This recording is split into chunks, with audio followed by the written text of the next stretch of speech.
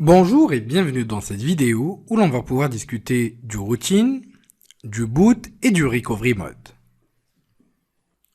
Tout d'abord, discutons du routine. Le routine est souvent effectué par de nombreuses personnes, généralement des amateurs ou des professionnels, dans le but de surmonter ou de bypasser les limitations imposées par les opérateurs et les fabricants de matériel sur des appareils Android. En routant un appareil Android, vous pouvez modifier ou remplacer les applications et les paramètres du système, exécuter des applications spécialisées nécessitant des autorisations de niveau root, donc administrateur, ou effectuer des opérations autrement inaccessibles à un utilisateur Android, telles que la désinstallation d'applications par défaut ou encore l'accès à quelques types de hardware. Le routing est également effectué pour une personnalisation extrême. Par exemple, de nouvelles ROM personnalisées pourraient être téléchargées et installées. Cependant, d'un point de vue forensique, la principale raison du routing est d'accéder aux parties du système qui ne sont normalement inaccessibles ou qui sont normalement inaccessibles. La plupart des outils pour le routing sont publics et vont générer un root permanent où les modifications persistent même après le redémarrage du périphérique. C'est un processus à l'équivalence du jailbreak au niveau de l'iPhone, sauf qu'au niveau de l'iPhone, c'est un petit peu plus compliqué et ça va être généralement non persistant, sauf pour quelques versions bien spécifiques. Dans le cas, ou dans un cas forensique, le root ou le routing temporaire doit toujours être priorisé face au root ou routine donc permanent. Maintenant, découvrons le recovery mode. Un smartphone Android peut être vu comme un appareil ayant trois partitions principales: le chargeur de démarrage, le bootloader, la ROM Android et la zone de restauration. Le chargeur de démarrage est présent dans la première partition et le premier programme qui s'exécute lorsque le téléphone est allumé, comme on a pu le voir. La tâche principale de ce chargeur de démarrage est de s'occuper de l'initialisation matérielle de bas niveau et de démarrer sur d'autres partitions. Il charge généralement la partition Android et qui est appelée Android ROM. Android ROM contient tous les fichiers système d'exploitation nécessaires à l'exécution du périphérique. La partition de récupération, ce qu'on peut aussi appeler le stock recovery, est celle qui est utilisée pour supprimer toutes les données et tous les fichiers de l'utilisateur ou pour effectuer des mises à jour système. Ces deux opérations peuvent être lancées à partir du système Android en cours d'exécution ou en démarrant manuellement en mode récupération. Par exemple, lorsque vous effectuez une réinitialisation d'usine sur votre téléphone, c'est ce mode-là qui vous permet de l'effectuer. De même avec les mises à jour, le téléphone démarre en mode récupération pour installer les dernières mises à jour, et ensuite il va charger la RAM. Par conséquent, le mode de récupération ou le mode recovery est l'écran que vous voyez donc lorsque vous installez une mise à jour officielle sur le périphérique, ou vous pouvez aussi le charger manuellement. L'exemple étant devant nous.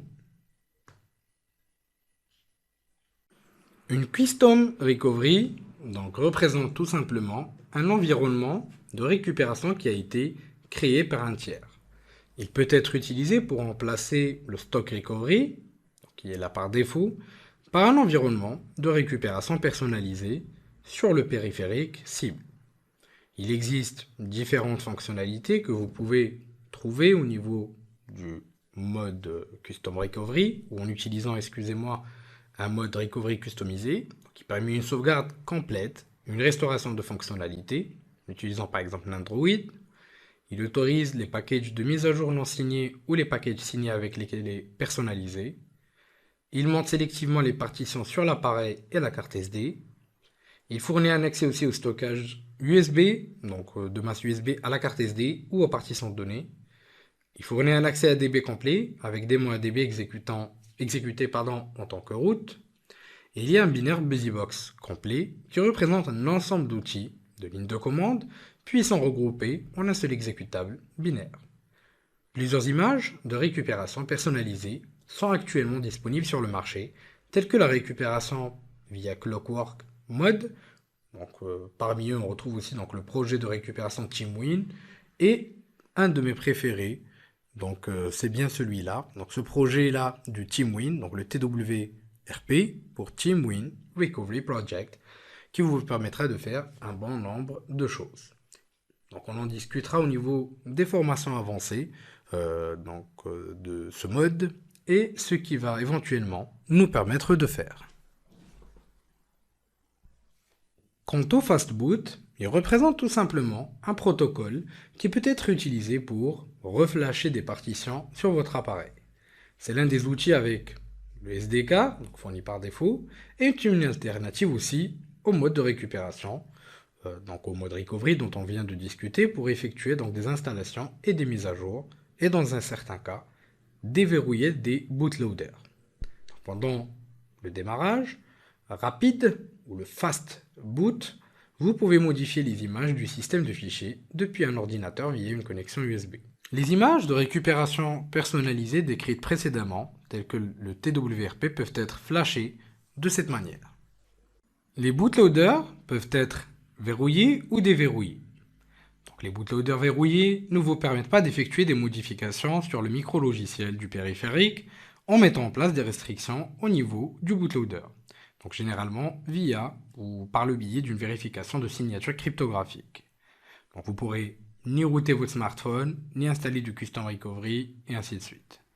Par conséquent, le code non signé ne peut pas être envoyé au périphérique.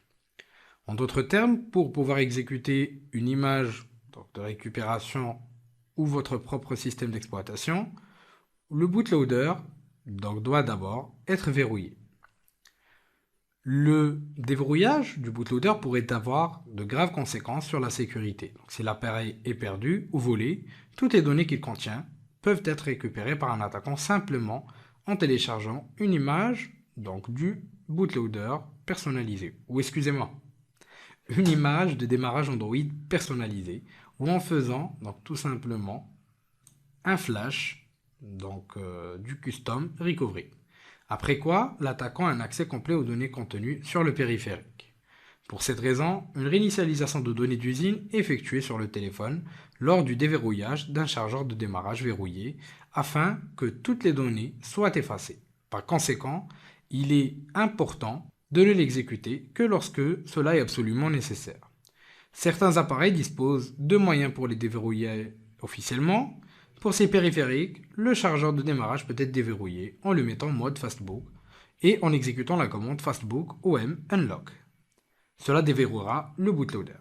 D'autres fabricants proposent le déverrouillage de différentes manières, par exemple via leur site web ou par exemple ce qu'on peut voir à l'écran avec le site web Gizeaoui fournissant une assistance pour déverrouiller le périphérique.